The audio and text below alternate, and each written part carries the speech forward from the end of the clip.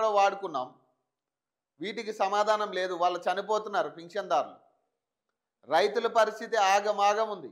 నిన్న ఒక అతను పురుగుల మందు తాగుతా సెల్ఫీ వీడియో పెట్టిన ఒక రైతు.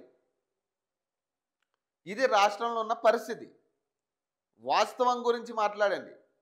భవిష్యత్తులో ఏం జరుగుతుంది అనేది మాకు అనవసరం. వాస్తవంగా మా ప్రజలు బతుకుండాలి కదా ఫస్ట్. మీరు ఫ్యూచర్లో ఏదో చేయడానికి అది చూడడానికైనా ఇప్పుడున్న పరిస్థితుల్లో ప్రజలు అప్పటి వరకు బతుకుండాలి కదా.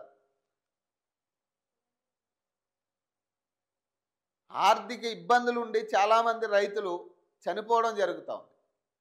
పంట నష్టం, అధిక దిగుబడి లేదు, బోనస్లు లేవు, గిట్టుబాటు ధర లేదు, యూరియా లేదు. పత్తి కొనుగోలు రైతులైతే ఇంకా మొన్నైతే విపరీతమైన పరిస్థితి. కొనేటోడు కూడా లేడు పత్తి. ఇట్లాంటి సిచ్యువేషన్స్ మీద మాట్లాడండి. ఇట్లాంటి వాటిని ఎలా క్యూర్ చేయాలి, ఎలా సాల్వ్ చేయాలి, వీళ్ళకి ఎట్లా న్యాయం చేయాలనేది మనం మాట్లాడాలి. ఈ రోజు గురించి మాట్లాడాలి. ఈరోజు మన తెలంగాణ రాష్ట్రంలో ఏం పరిస్థితి ఉందనేది మాట్లాడాలి.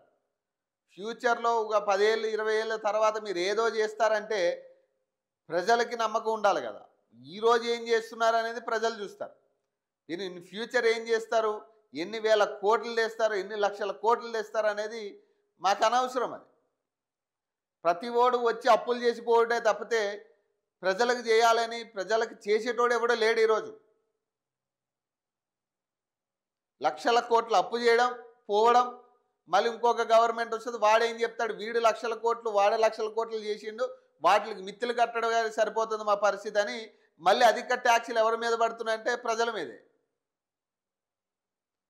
ఫైనల్గా ఎవరు కట్టాల్సింది, ఆ ట్యాక్సీలు కట్టాల్సింది ఎవరంటే తెలంగాణ ప్రజలే. ఇప్పుడు ఇంత డెవలప్మెంట్ 2047 నాటికి రైజింగ్ తెలంగాణ అనే ఒక నినాదం ఎత్తుకున్నాం కదా.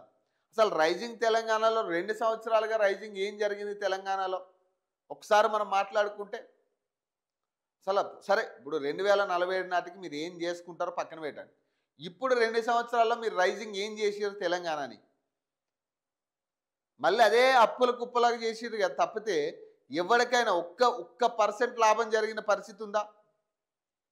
ఇందిరమ్మ ఇళ్ళని తీసుకొచ్చారు, వాటిలో ఇష్టాశరం ఇక మళ్ళీ అదే కాంగ్రెస్ వాళ్ళు తినేటోళ్ళు, తినేదే ఇది. పోనీ ఏదైనా చక్కదనంగా మీరు ప్రవేశపెట్టిన ఏ పథకమైనా కానీ సక్రమంగా అందరికీ క్రమంగా అందింది అనేది ఏదీ లేదు.